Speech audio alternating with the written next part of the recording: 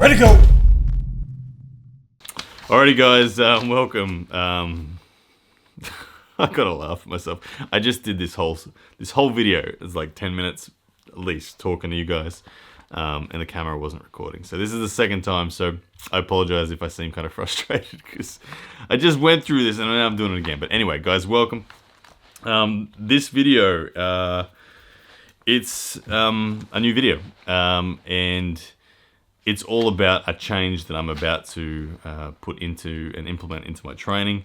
And I want to bring you guys along for it. I'm going to create a specific playlist for it because it is a very interesting, it's a very specific form of training that's going to focus on one component only of my arm wrestling. And yeah, you guys may have heard I've been floating around the number 65 quite a bit lately. I believe 65 is kind of the holy grail of where you need to be in an arm wrestling sense, especially when it comes to back pressure. And some of you guys may have seen me make comments that I feel like my back pressure is deficient at the moment relative to my side pressure and my down pressure. And if you actually look at my back pressure versus side pressure versus down pressure versus wrist flexion, my back pressure is not where I need it to be. My numbers currently for back pressure, my best one at max was 57.5, and honestly it was kind of like a really minute budge lift. It wasn't strict good tight form. It was like opening up and a little tiny budge. My side pressure is at 65.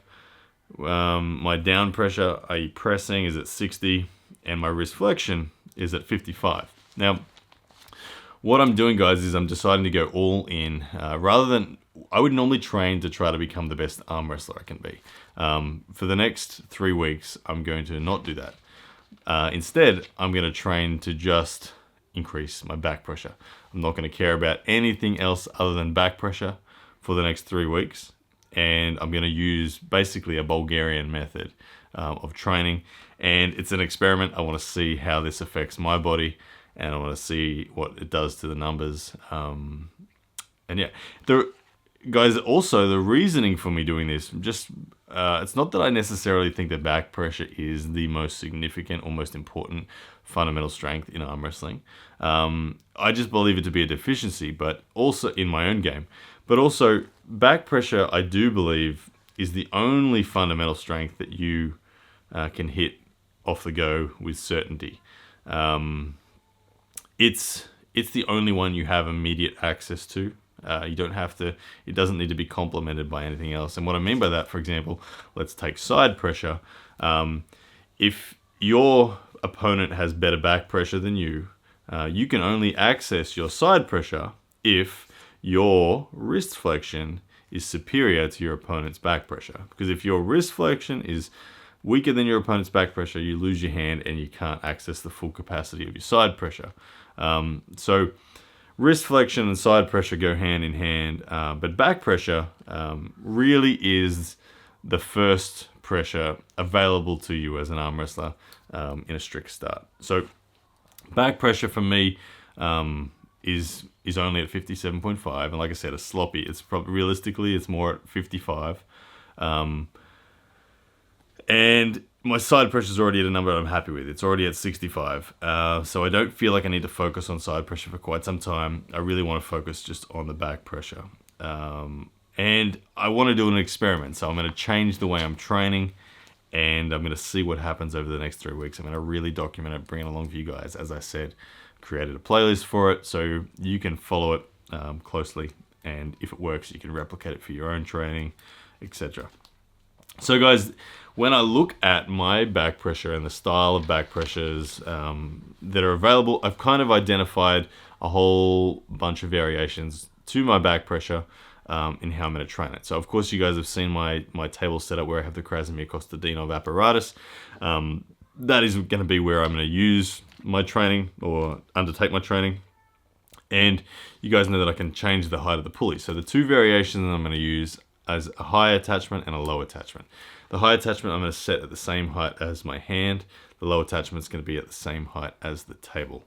In terms of the grip that I'm going to be taking, there's 3 different variations to the grip. One, I'm just describing as an easy grip, which would be kind of like, imagine this is the strap it'll just be between my index finger and thumb. So not over the knuckles, because that's wrist. Okay, I'm wanting this to focus on my elbow, so just an easy grip. From there, I'm also going to take the pronated grip, where I loop the strap, soft loop over my thumb, with the strap running on the back side of my hand. And then the supinated grip, where I loop it over my thumb, but have the strap on the palm side of my hand. So 3 different variations as to how I will grip the soft loop. And then 2 variations as to my body position for the start. We're going to have both strict and not strict. Strict, of course, being as though it's a ready go. Wrists are straight, shoulders are square. And not strict, it's going to be whatever you want. It might be wrist bent, might be supination already loaded, might be body turned side on. It's going to be wherever I feel most comfortable. Under all these circumstances, I'm of course going to require that I keep my elbow on the pad. Any degree of effort is fine. Any shape, any drag, anything. As long as my elbow is on the pad, it's going to be acceptable. We're obviously going to be focusing on bicep, so there's not going to be any low dragging. It's all going to be bicep driven. So those variations, guys, when you compile all those variations, it gives me 8 different lifts. Now, the next question is, how often am I going to attempt these lifts? How am I going to structure the day? Now, I've been doing a lot of reading and watching videos on the Bulgarian method, and it's got me really intrigued.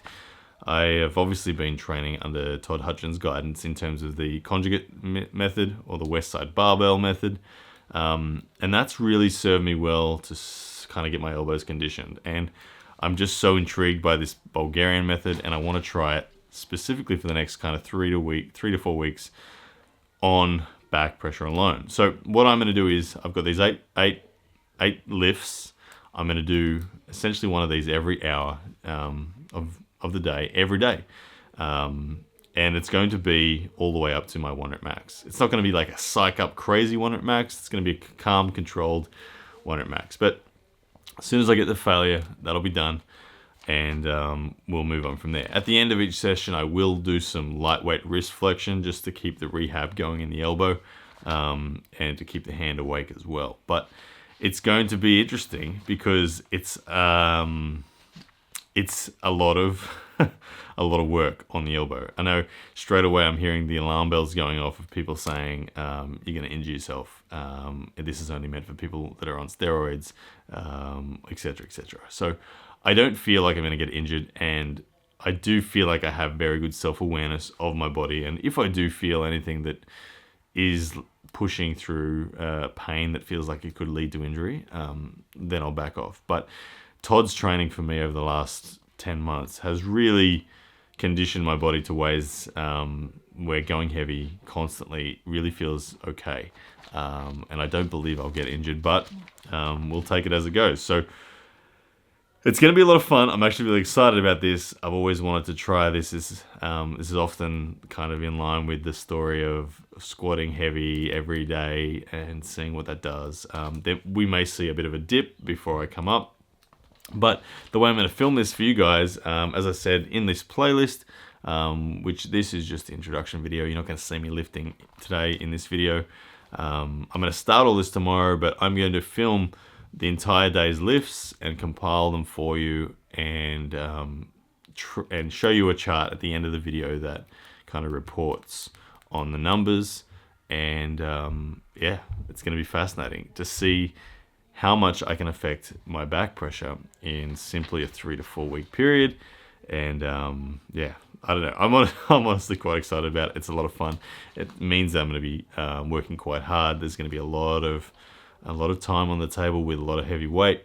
And yeah, let's see if we can get this back pressure up into the 60s somewhere. That'd be really, really good, because like I said, Oleg Zok, Andrei Pushkar, before their accident, and Andrei's passing, they were both at the 65 kilos on this lift. When I say this lift, I'm talking strict back pressure. So I do feel like it's the holy grail. 65 kilos is kind of where you need to be to really be on top of the world as an arm wrestler. And so for me, knowing that 57.5 with a sloppy lift, more realistically 55, is where I'm at currently. There's plenty of room to move. And yeah, I would love to. Like, if I can hit 60 by the end of this 3 weeks, man, I'd be happy. But I don't know. It's going to be fun. I'm going to bring you guys along for the ride. So as I said, I'm going to create a playlist just for this. This is the intro video. And the next 3 weeks of training, all I am going to do is back pressure. And yeah, who knows? Let me know in the comments how you think I'm going to go, because this is new to me. I've never trained like this before, but I really am excited. All right, guys.